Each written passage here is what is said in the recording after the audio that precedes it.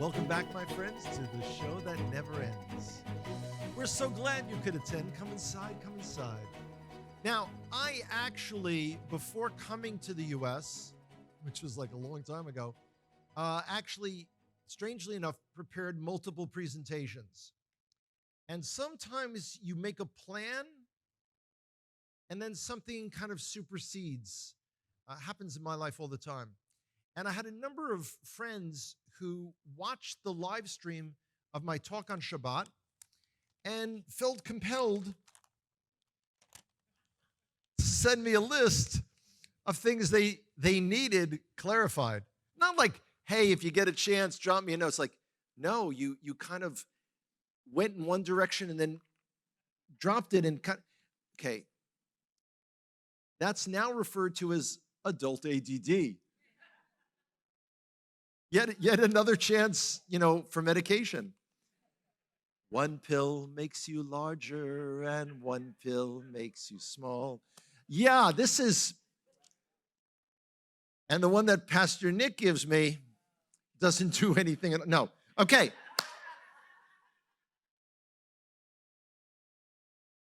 I thought that in these 23 trips to the U.S., since August 2013, I thought I've been fairly clear, lucid, well, for me, concise, as best I can, explaining my thoughts about the restoration of all of Israel. But it appeared like, and then, when you get these brief message, restoration, colon, how, question mark, when, double question mark. Let me look into my crystal ball. Astoundingly, it's clear we're getting close. And I can tell you in a way and in a manner that I hadn't even realized until earlier today. I was taking a nap, getting used to that. But then again, when I'm up at 3 o'clock in the morning, leaving at 3:30 to be at Tampa International Airport at 4:30. By the way, if anyone wants a wake-up call, just give me your number. I'll be happy to give you a call.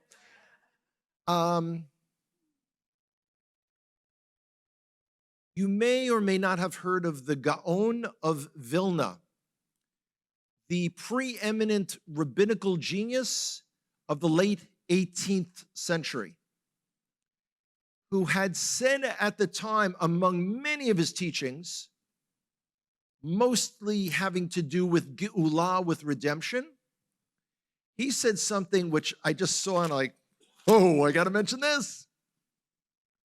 Quote, when you see Russian ships crossing the Dardanelles, get into your best Shabbat finery. The Mashiach, the Messiah, is coming imminently. Well, guess what's been happening in the last few weeks?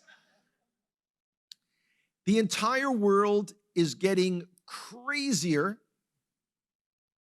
And again, just a few words written by the author of the book of Matthew, wars and rumors of wars. What the United States is going to do if Russia invades Ukraine. I was being rhetorical. This wasn't the audience participation part of my talk tonight. Yeah, it appears nothing. It appears all the threats that the American administration can come up with are about as useless as can be, which, by the way, is a tremendous lesson for Israel, a tremendous lesson for the threats that we face from Iran and all of its proxies that surround us.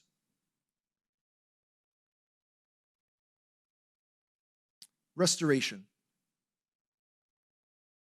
It's interesting, and I mentioned to someone, just earlier today, I think I had mentioned it to Pastor Nick, and I had mentioned it to Ryan. The term two-house theology. People ask me often, in Israel, do they teach the two houses? Is there an understanding of two-house theology? That term is totally unknown in Israel. The term two-house theology is used as an explanation, or rather as a club on the head between the Hebrew Roots movement and the Messianic Jewish organizations. It's an issue for them. There isn't a Jew in Israel alive who doesn't know that all of the tribes of Israel will be returned.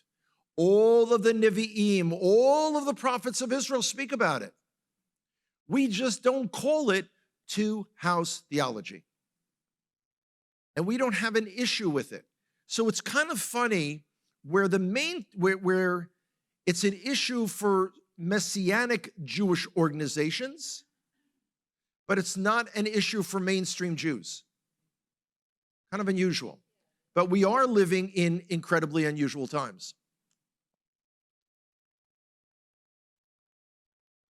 I was asked to explain a bit more where it seems, in my opinion, the movement for the restoration of all of Israel kind of went off the rails. I think I mentioned 2017. Because someone said, well, I thought you were referring to something that happened because of this whole COVID craziness. And no.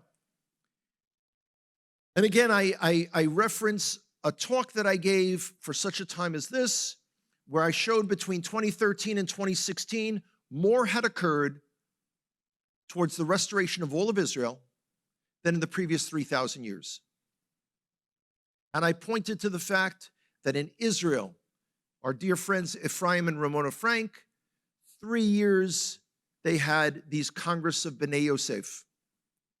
The creation of B'nai Yosef North America, that David is intimately involved with. My dear friend David Jones. We had marches on Sukkot in Jerusalem, where for 3 years in a row, we had an Ephraimite contingent of more than 100 people. Part of my personal involvement. Ken Rank and I started United to Restore.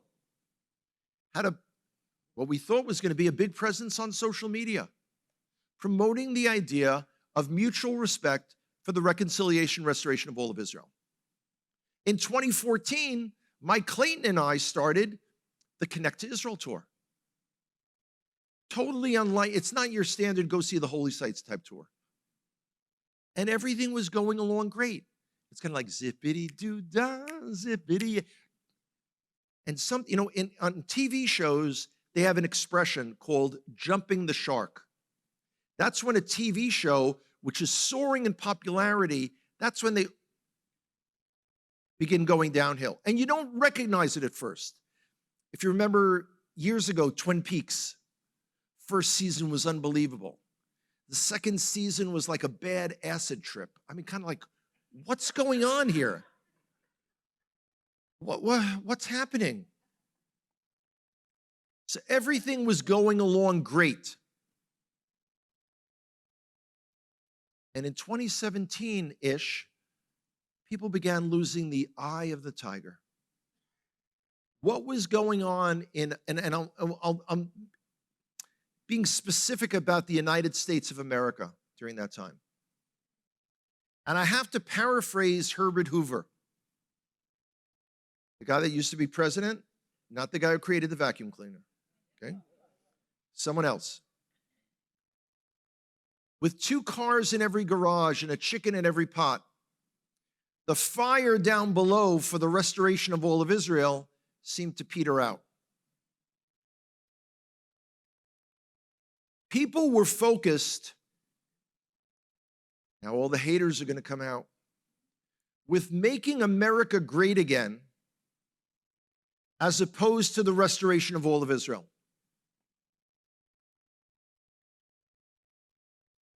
To the point, and a later point here, was asking me to talk about the Trump peace plan, because I was one of the first people that came out publicly against it.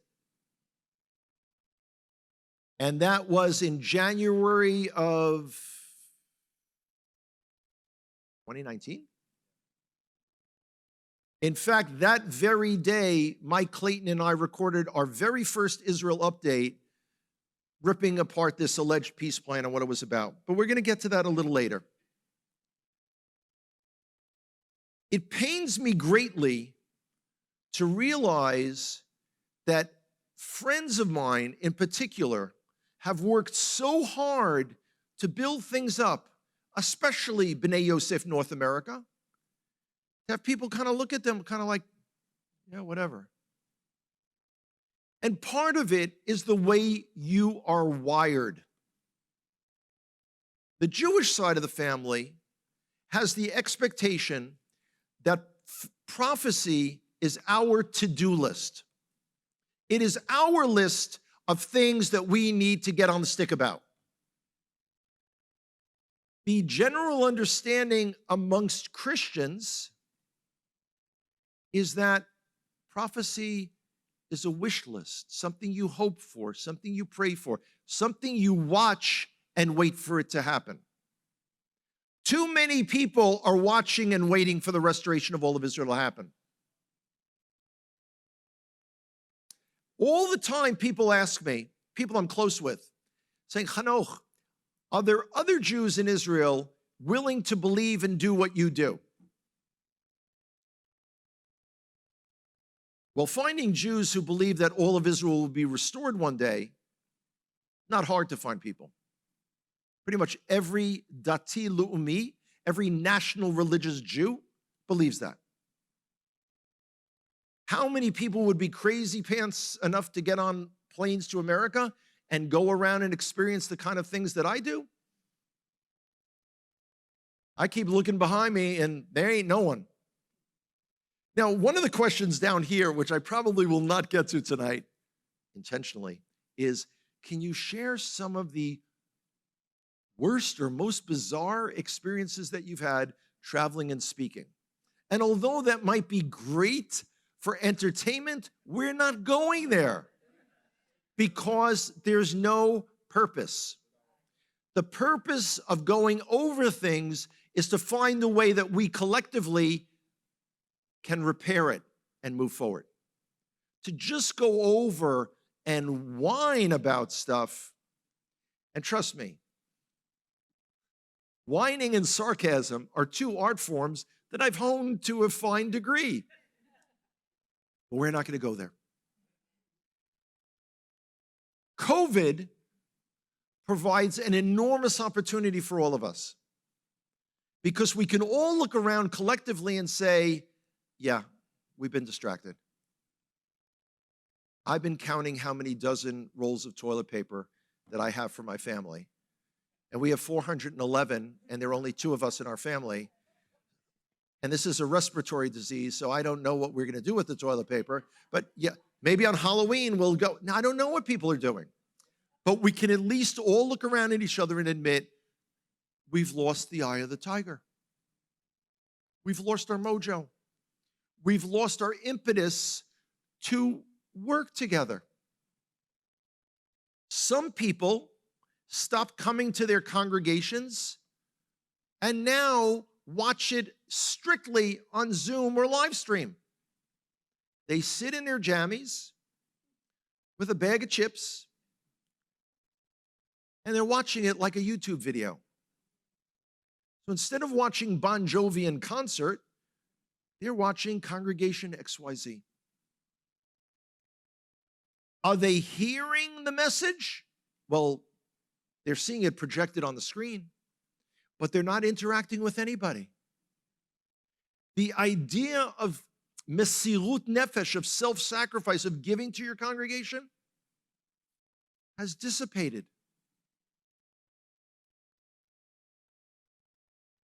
That's what began happening in 2017. So what we need to do is look at each other and say, okay, let's pick up the ball and run with it. Let's figure out, and again, I know part of this I've already shared on Shabbat. Let's look at ourselves critically, lovingly, but critically, looking in the mirror saying, am I who he wants me to be? Now, the good news is, at the end of days, we're never going to be judged like Hanoch. You were not like Moshe. I don't have to worry about that critique.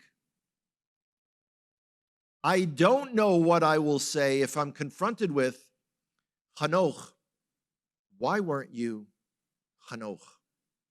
Why weren't you everything that I gave you and urged you to go and share? Oh, people were mean to you, Hanoch? Oh, you had to get up early in the morning and pack? Oh, bless your heart. Oh. I was just joking, really. No.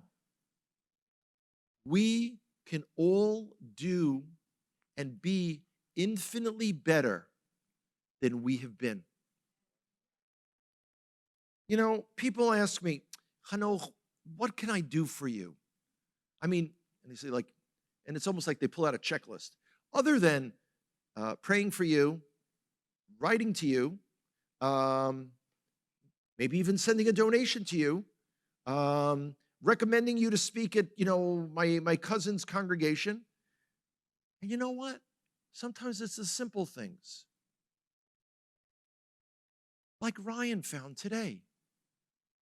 Pulls out, I got you Girl Scout cookies. It may shock you. We don't have the Girl Scouts in Israel. No, could you imagine? A nation of 9 million people, not a single Samoa in the entire country.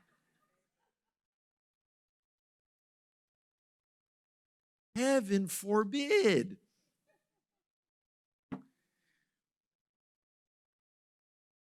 Don't get hung up in names and titles. I realize now in hindsight, I had way too much time to think. And in this warped mind, it can get really, really hairy.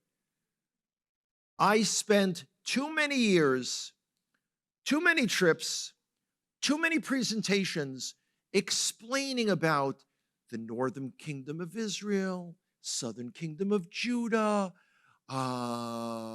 Israel, Samaria, Ezekiel, the 2 sticks, blah, blah, blah, blah, blah. So there I was a few weeks ago, confronted by a woman who said, Hanoch, I've been listening to you since 2013. I must be old. And I have to tell you, although I love what you shared all these times, all these years, I don't think I'm from the tribe of Ephraim. So then I launch, this is the teachable moment. So I start saying, it's not the tribe of Ephraim. Ephraim refers to the northern kingdom of Israel, the 10 northern tribes, Jeroboam, Rehoboam, all the Boam brothers, all the different things going on. And she's like, no, I need you to know. So I'm like, oh, and as she's talking, I'm backing up. And I'm now against the wall. And it's not a pleasant experience. And she said, I want you to know. So I said, okay. She said, no, you're saying okay, but I need to know that you know. I was like, what do you want me to do?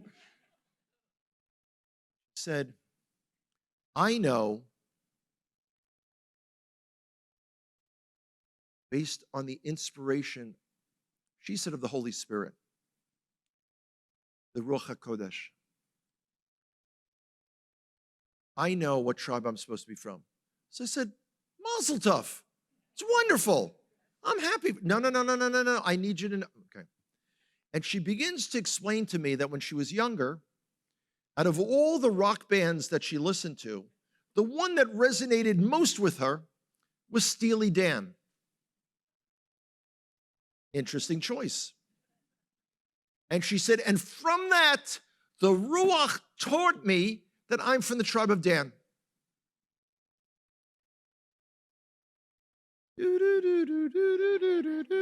I expected to turn to my right and see Rod Serling show up and say, submitted for your approval. A world gone totally insane. And then I realized if she thinks that this is the kind of stuff that she should be thinking about, I need to change how I'm describing the restoration and the movement for restoration. So I have kind of dropped mentioning the tribes, and I try not to use the term two house except in a manner to explain.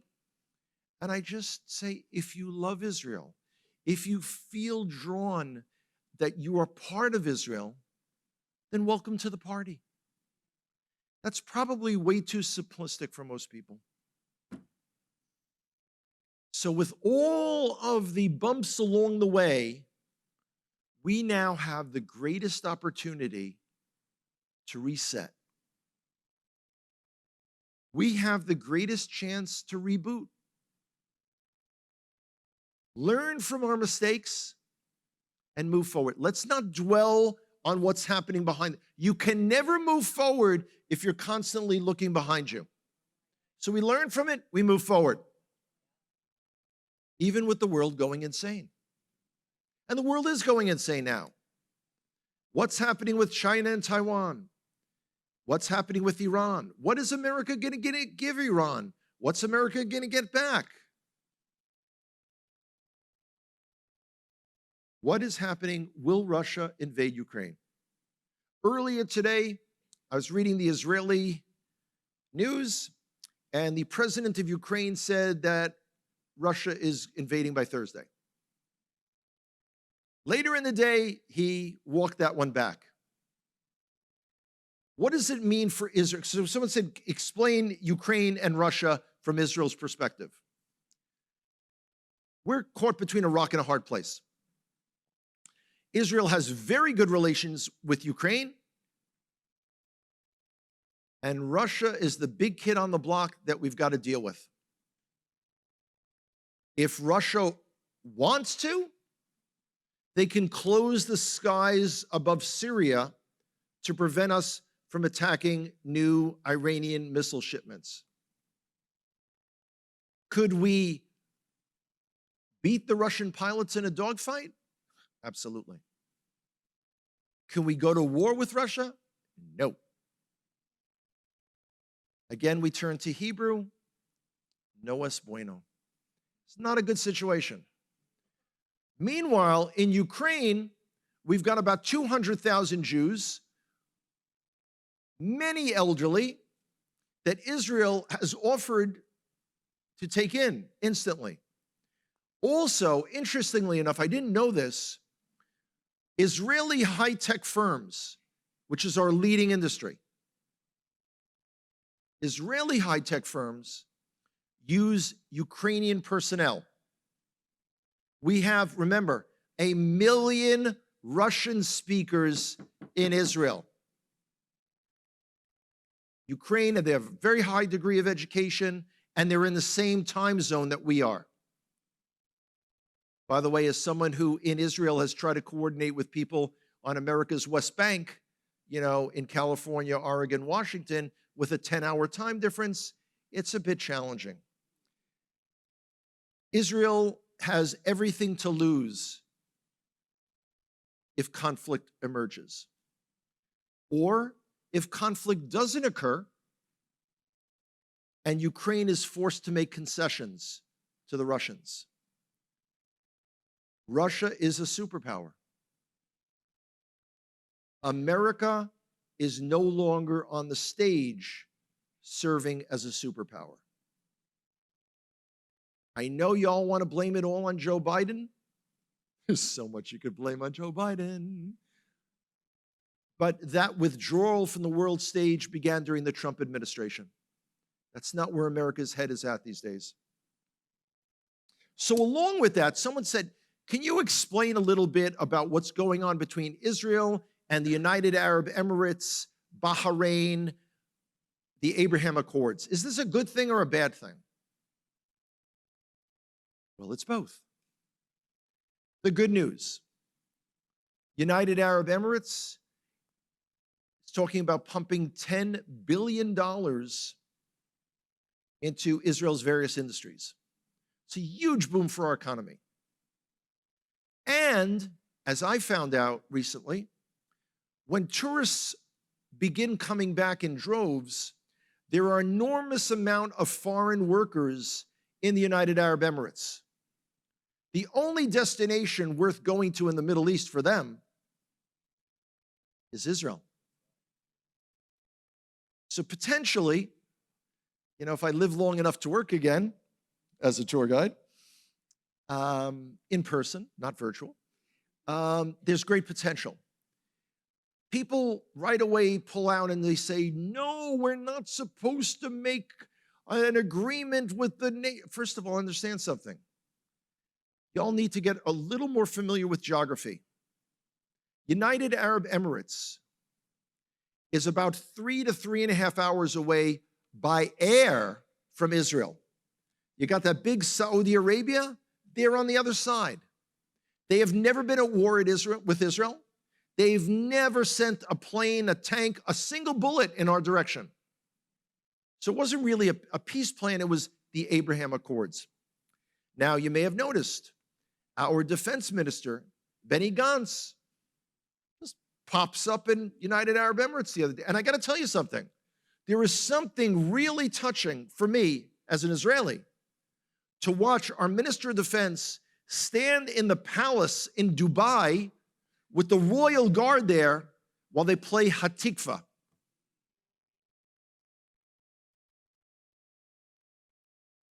There are very few Hebrew roots congregations that I've been to that ever play Hatikva, ever have an Israeli flag, or would ever think about it.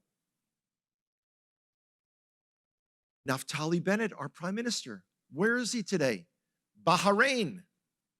Again, look on a map and you'll see they face a country called Iran. Coincidence? I don't think so. Now, that ties in with the Trump plan. And there's actually a real reason to mention all of this. People are, okay, when Mike Clayton and I made the Israel update where we ripped apart the plan, is it called for the because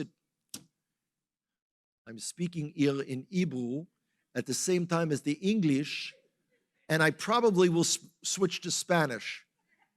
Recently, I spoke at 2 congregations in the Republic of Texas, primarily Mexican Americans, and I found, much to my joy, that I'm infinitely funnier in Spanish than I ever was in English, let alone Hebrew. ¿Por qué no? This is a great opportunity for me. I'm going to reinvent myself. Yeah, in my dreams. So an independent Palestinian state in most of Yehuda and Shomron, Judea and Samaria. This was the Trump plan. And do you remember this part was like, you really had to be high to figure out who designed this one. I've never been high, so I didn't understand that. A tunnel that went from Hebron, all the way to Gaza. We've had great experiences with tunnels. Nothing could ever go wrong with that. Now, people, what's interesting is, because that was January of 2 years ago, it popped up on the most important thing. You remember the commercial, Pepperidge Farm? Pepperidge Farm remembers. More important than Pepperidge Farm, Facebook does. So my vicious critique of the plan, pointing out the dangers to Israel, I have all of the 3 stooges, Mo, Larry, and Curly, criticizing me. They're not the first and they won't be the last. No, you don't understand. Trump is a brilliant chess master. He's doing this because he knows they won't accept it. And this way, Israel will get the sovereignty, Israel will get recognized, blah, blah, blah, blah, blah. Well, What a difference 2 years make. Yeah. Because recently, former President Trump was quoted in interviews. He has a journalist writing a book about all that he accomplished with the Abraham Accords. And all these quotes appeared, including where he said all these incredibly bad potty words about former Prime Minister, or as I like to call him, Crime Minister, Benjamin Netanyahu. But he said that the Israelis never really wanted peace. And now he sees that the Palestinians, those people who didn't exist before 1964, they wanted peace. He referred to Mahmoud Abbas, who is serving the 14th year of his 4-year term as president of the so-called Palestinian Authority. He said, I met him and I felt he was like a father figure to me. So this was not a brilliant strategic move on the part of President Trump when he was president. This was really bad judgment. And friends of mine in Israel who kept saying, yay, we're getting sovereignty over part of Judea and Samaria. I came out 3 months before this plan was supposed to happen saying, guys, it's not going to happen. Not because I'm so brilliant, but I actually read the news. And there was a small item that senior IDF officers were concerned because they didn't have maps of where the new lines would be. The reason they didn't have maps is because none were created, because the government of Israel, Netanyahu, had no intention whatsoever of declaring sovereignty. And in this interview that former President Trump gave recently, he said he's the one that stopped sovereignty. So if you kind of are wondering, now there's some people who say there is a direct link between what America does to Israel and what happens in America. I ain't saying it is, and I ain't saying it's not. But basically after that, y'all have been on the highway to hell. It's not good.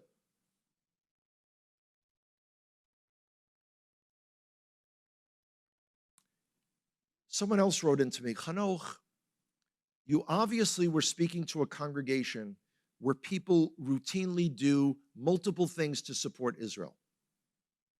Glad they picked up on that. But what about the rest of us? I didn't realize I was dealing with an international constituency. I keep saying, is you or is you ain't my constituency? So let's go over what you can do for Israel. I meet many, many wonderful people who donate money to Israel.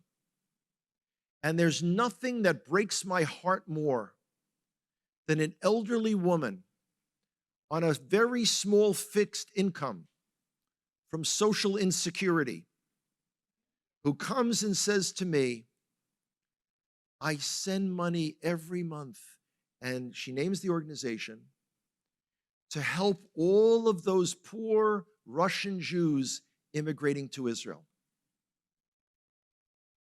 And I don't have the guts to look her in the eye and say, Aliyah from Russia stopped in the 1990s.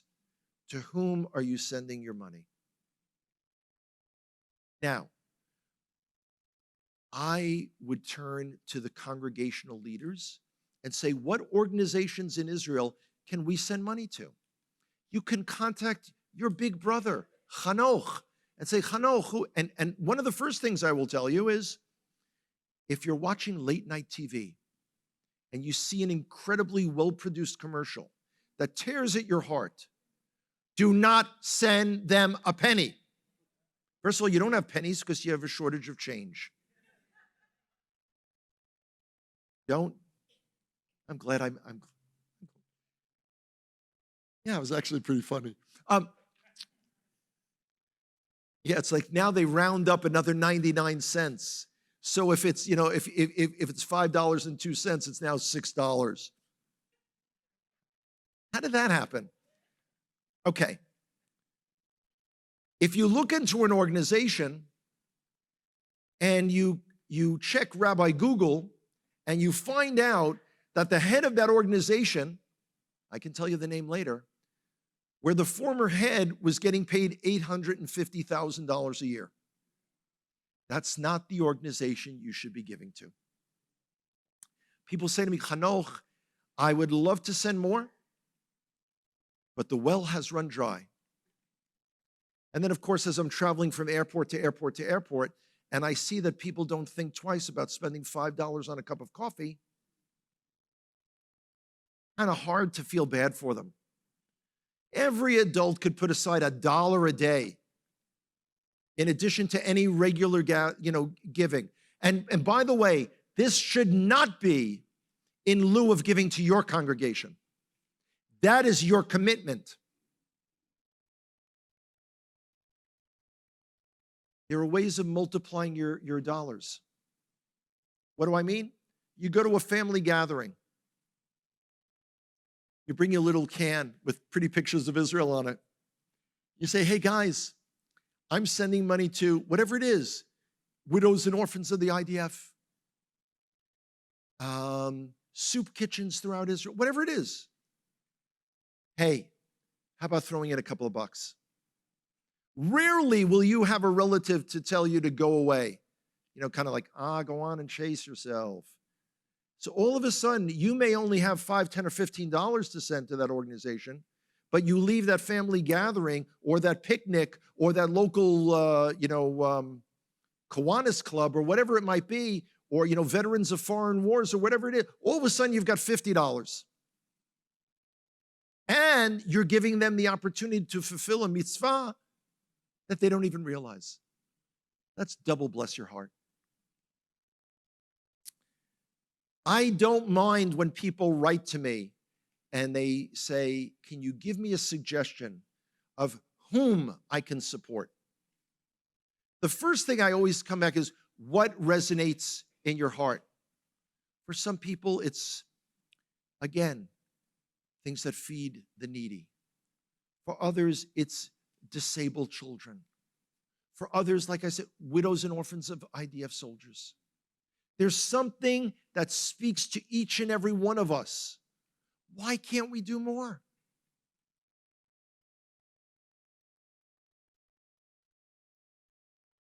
I'd like to pause for a minute because this list just keeps going, and other things keep coming up. But I wanted to leave,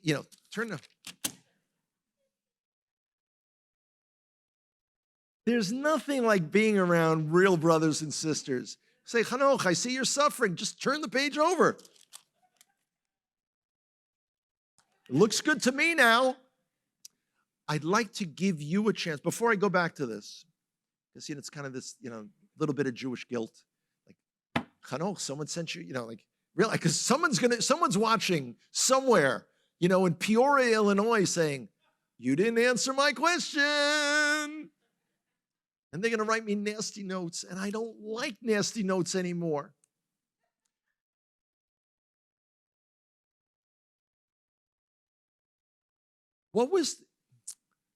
Briella? What was the TV show we were watching the other day? Wiggle and Shake? The Wiggles. Now, I'm watching have you ever seen The Wiggles? I never have.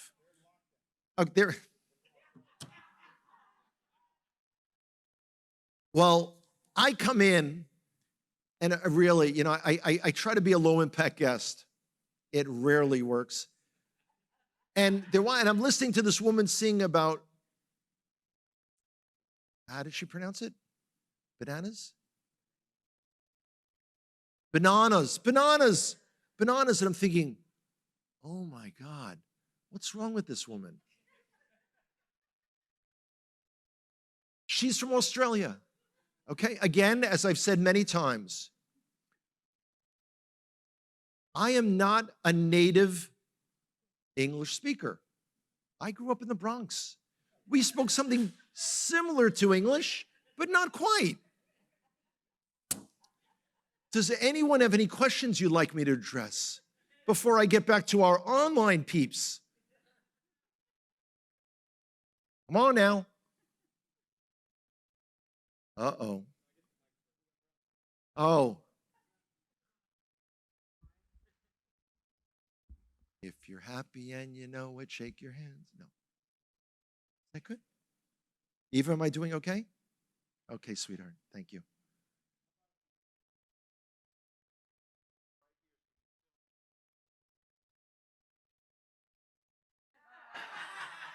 Everything you say can and will be used against you.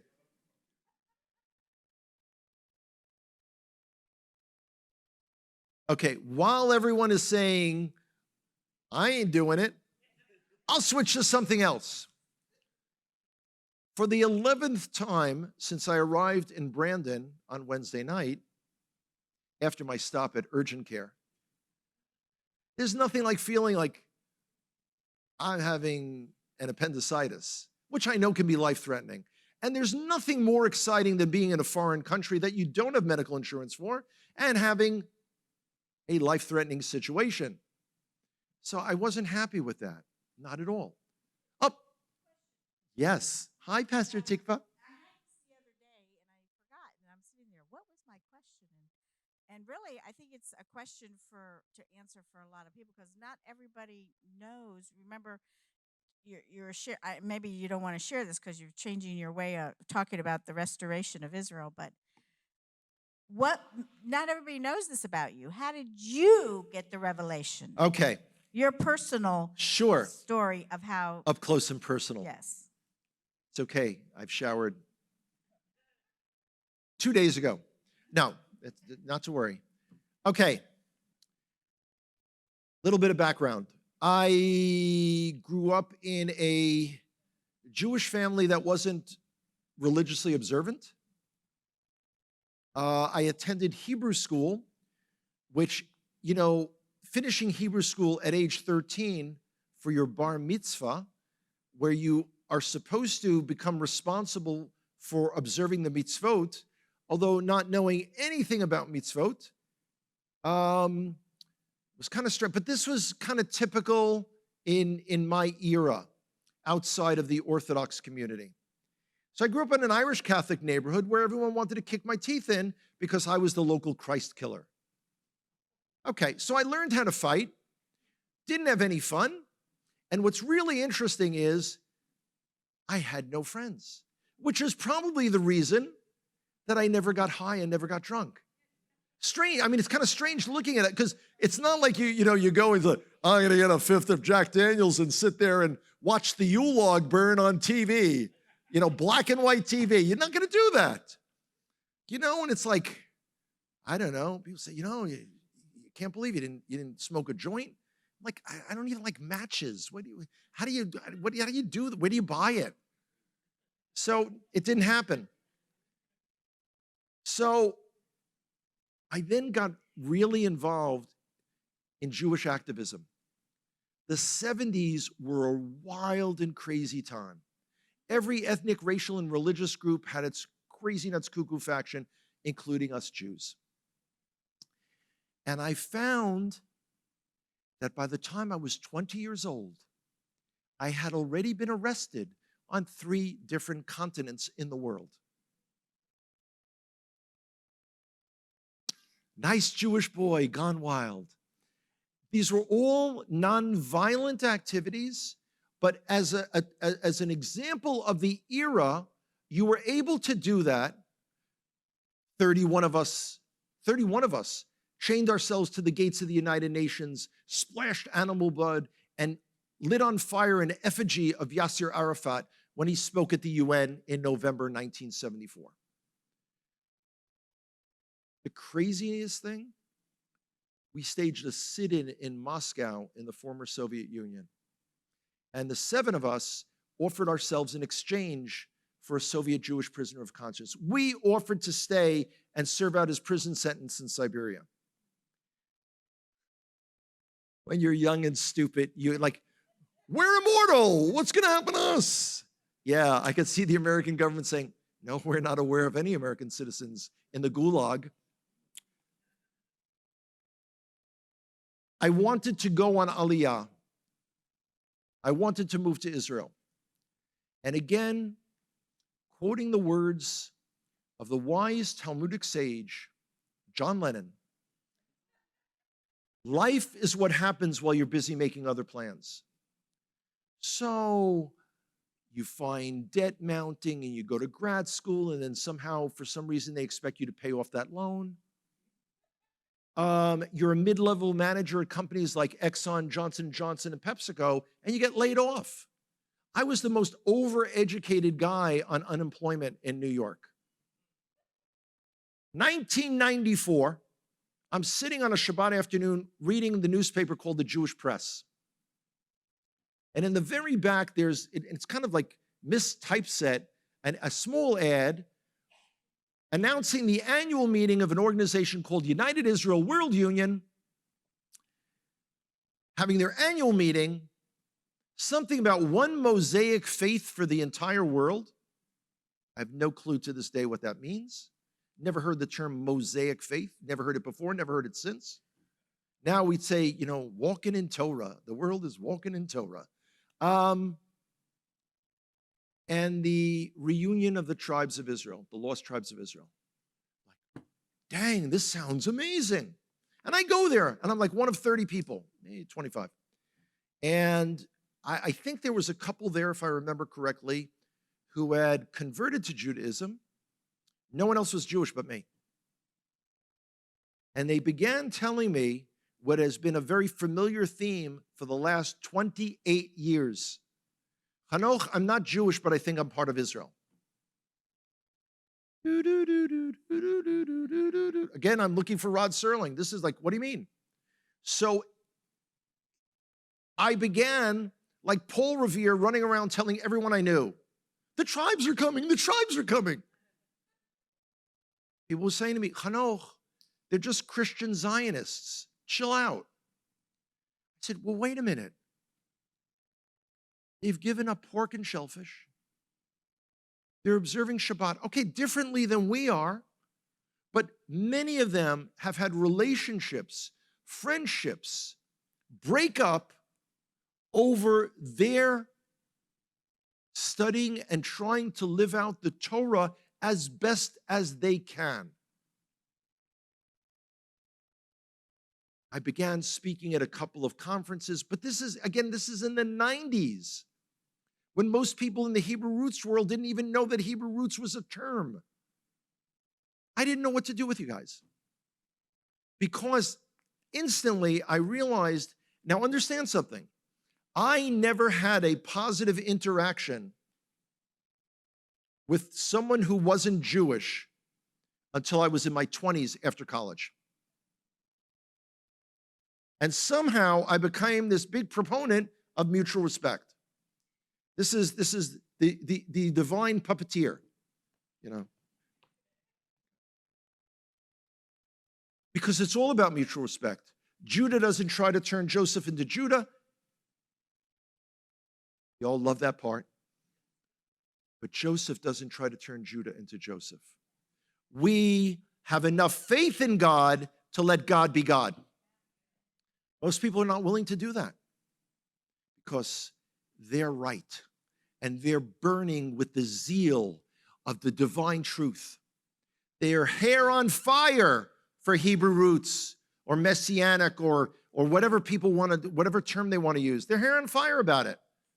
The funny thing is they were hair on fire as a charismatic Pentecostal and a Southern Baptist and a Lutheran and a Methodist and a couple of Roman Catholics, coming around just for flavor, stirring the cauldron. 2009, I fulfilled the mitzvah of going to Israel. I fulfilled the divine plan for me. And I'm walking around so full of self-satisfaction. Lasted for 72 hours. And I realized that Hashem brought me to Israel for more than just my edification. And then I got this idea I was going to become a licensed Israeli tour guide. Because in my mind, who else was going to be prepared to show my lost brothers and sisters their homeland again? Who else knows who the heck they are? So, of course, because I'm big and bad and now an Israeli, I decide to take the tour guide's course in Hebrew. ¿Qué es esto? What is going on here? The course is 2 years. It's very rigorous. You fail one exam and you're out. I'm now taking exams in Hebrew. But my experience is in what's called K-type questions.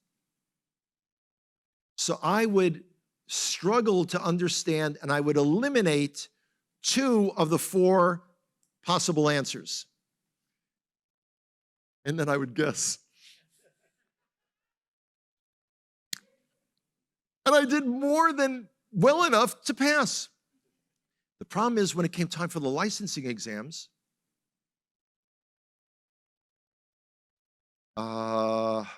most of the material I learned was in Hebrew.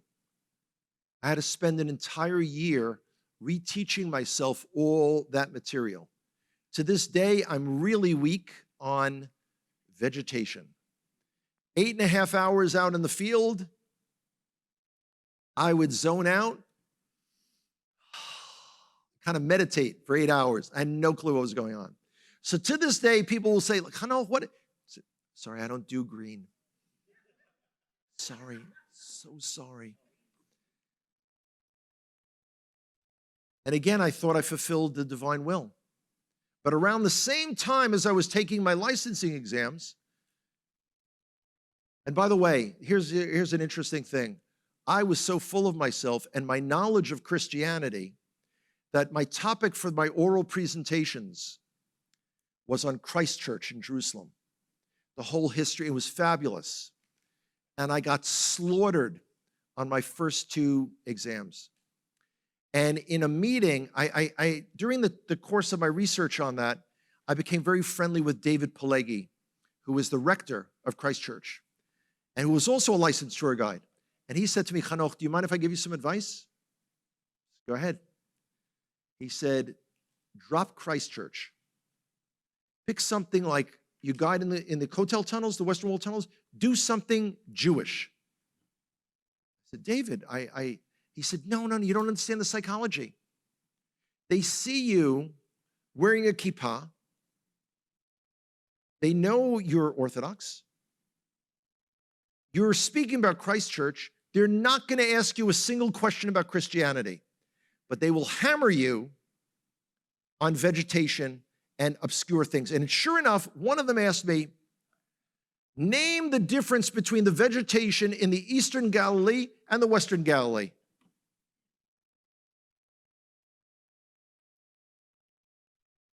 And I failed that. That was the second. So I took David's suggestion and I did a thing on the Western Wall tunnels, which I've only guided in 712 times. Bless my heart. So what did they ask me questions on? Christianity. Boom! So I got my license and I start trying to work. But I don't have connections. But again, the divine will supersedes and says, I'm going to send a couple of your friends who are going to convince you to start coming to America to speak. And you come up with, when you get pushed into something, you first come up with all the reasons you shouldn't do it. I don't have the money for an airline ticket. The Lord said, borrow it. And then I began I was robbing from Peter to pay Paul. And I began traveling like a very crazy Jewish Don Quixote, galloping after my lost brothers and sisters, telling them with no agenda, no hidden agenda. And I tell people all the time, believe me, I am not here to encourage you to become Jewish. As I love to say, we have enough crazy Jews already. Please, keep doing what you're doing. Don't worry about it. And then, of course, I was on hiatus.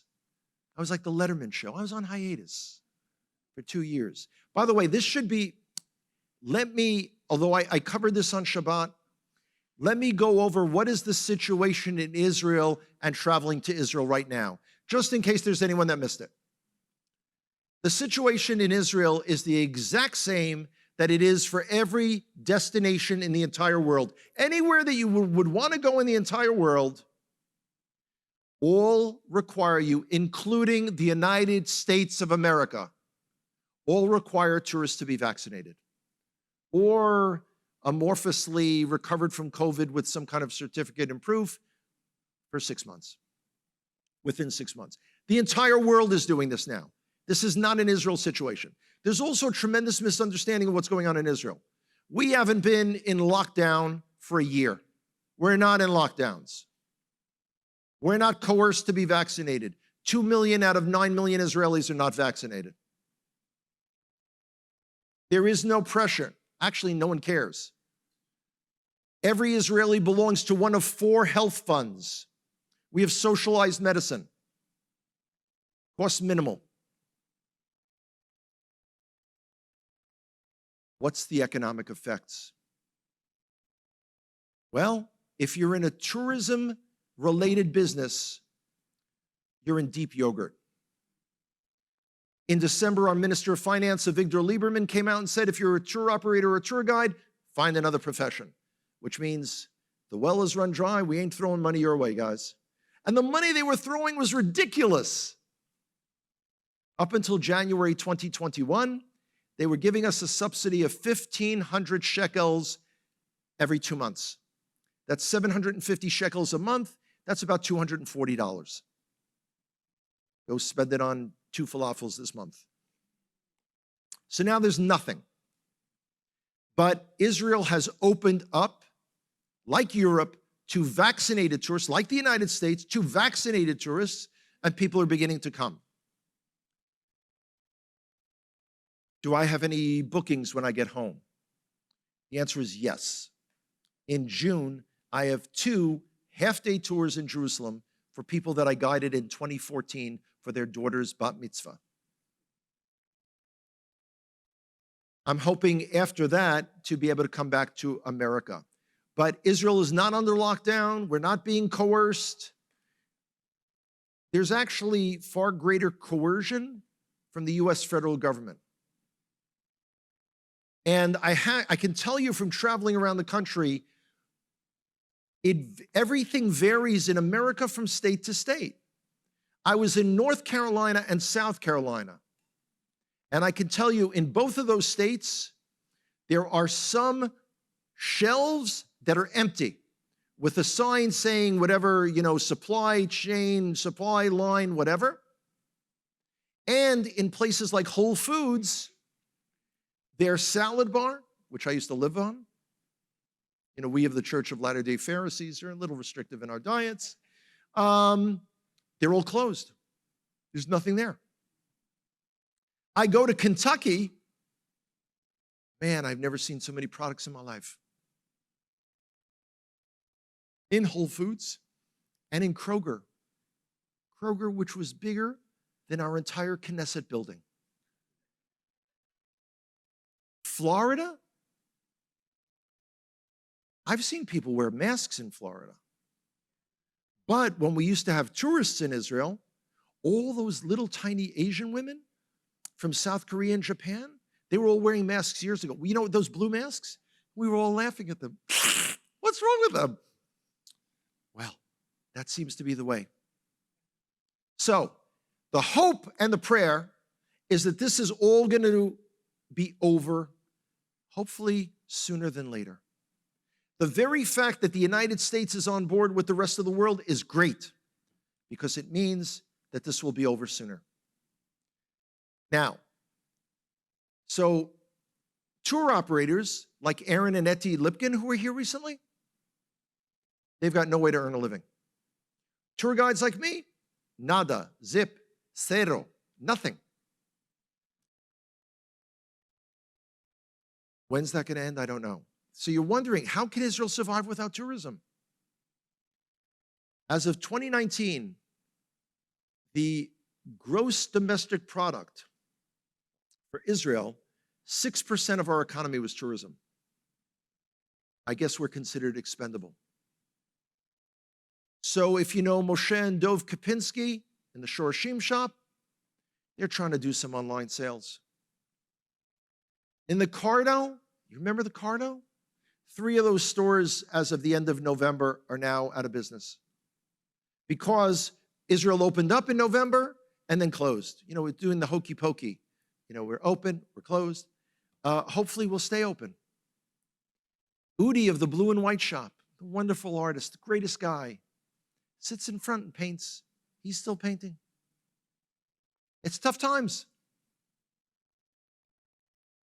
But you know, little Girl Scout cookies from here and there, that helps. Helps. We get by. We get by with a little help from our friends. Okay, this list is really bad. And you know, so we're gonna stop there. I know tonight I'm gonna get some really nasty notes. Hanoch, you didn't respond. Well, bless your hearts. Hopefully I'll be back. I'll be back. Other questions? Come on, guys.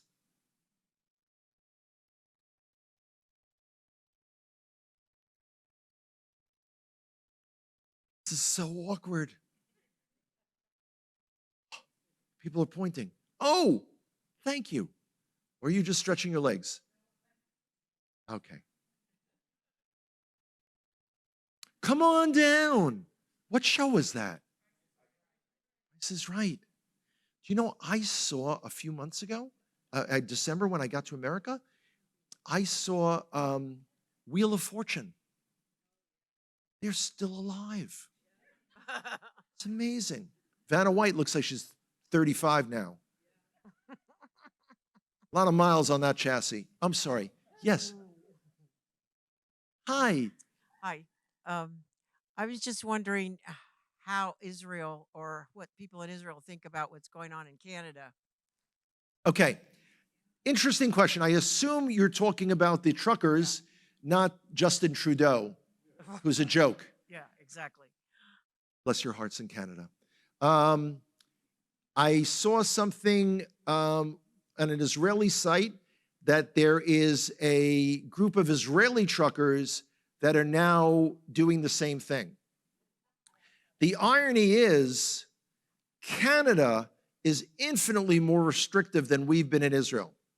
And again, other than tour guides or a tourism-related business, we're open. So, you know, my sense is that there are some people who, and again, there are some people who are totally libertarian in all of their views. They don't want, you know, any government involvement in anything. Particularly, let's just say the total situation that we're all facing is confusing at best. Maybe someday we'll all get the real deal on this. I don't know. I don't know. But in the meantime, got to keep ourselves healthy. Keep ourselves healthy. And know this is the time to prepare. This is the time to get ready for the next time you come to Israel. There are delays in every single federal agency right now. I know because I'm in the line for old folks applying for Medicare. You heard the story. There are 7 options for gender and how you identify yourself. Growing up in the Bronx, we had boys and girls. I didn't know. But the best one, I told you, I think I shared this with you on Shabbat, is option number 7. I self-identify as blank. You fill it in. I now self-identify as a superhero. I'm a superhero. I've always wanted to be a superhero. And now, okay, not in Israel. The Israeli, like, I could see going to our Ministry of Interior and saying, could you register me as a superhero? Are you crazy or what? Maybe go back to America. Well, in America, I'm a superhero. I'm certified by your federal government that I am a superhero. Truth, justice, and the American way. You got to laugh at the situation, guys, because otherwise you'll spend your time crying. I am very grateful to the incredibly warm welcome that my dear beloved friends have given me here in Brandon, those other locations throughout the country that I've spoken at. I've generally gotten a warm welcome. Sometimes I get what y'all describe as the left foot of fellowship. They drop back 10 yards and punt, and then I'm sailing through the air, splat. But ow, that hurt. Yeah, I forgot to wear my in RoboCop special arm thing here. If you remember absolutely nothing of what I say tonight, remember the following words: distraction, focus, restoration. This is all about priorities, kids. This is all about what's most important. If you're going to lose your mind with the idea that Home Depot someplace or Lowe's might require you to wear a stupid mask for the minute and a half that you're in the store, if that's the biggest challenge that you have in life, you'll get past it.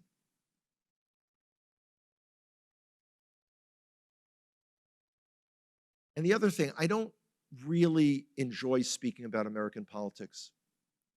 American politics to me is now as confusing as Israeli politics has always been to you guys.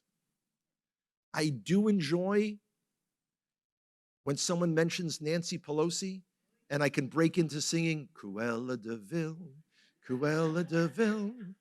I enjoy when someone, and everyone, people are squawking. You're like, oh, there's a Supreme Court seat is available. Oh, it's going to be Kamala Harris, and oh, Hillary Clinton.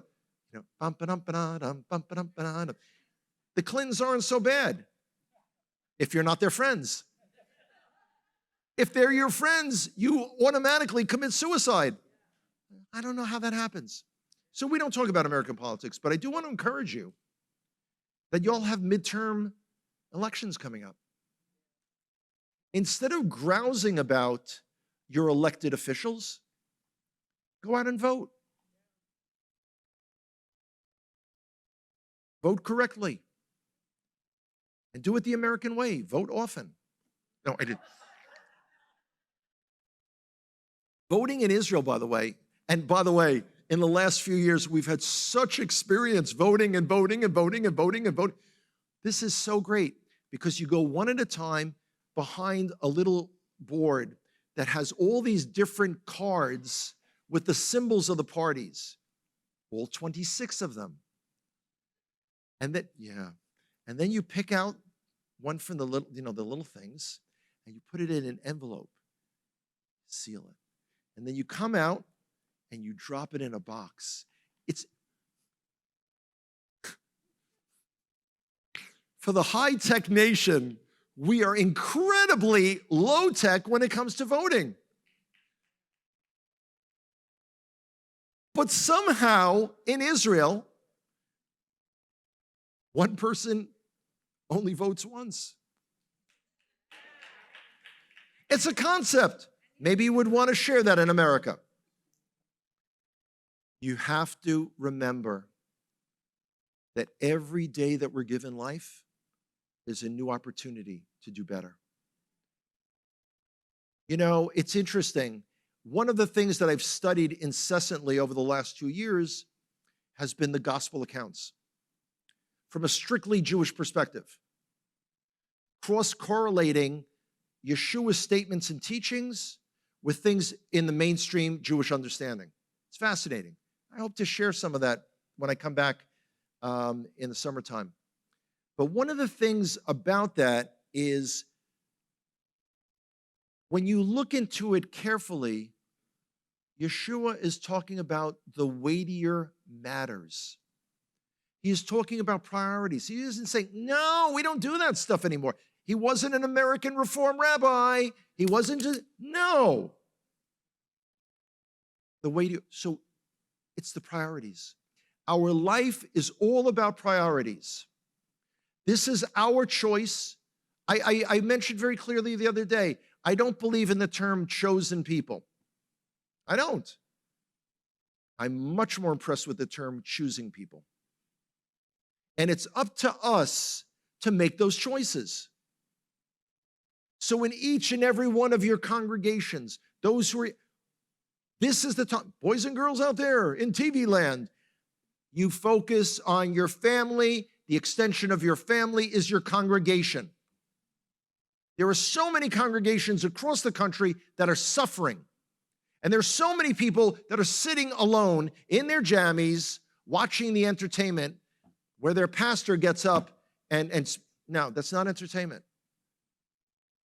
Your religious life is a contact sport. You've got to be involved. Get in the game. Remember that tremendous scene in Top Gun where, Tom Cruise gets rattled and he breaks? No, he's re-engaged. Come on. This is the time of re-engagement. This is the dawning of the age. We have such great opportunity in front of us. And therefore, choose life. Thank you so much.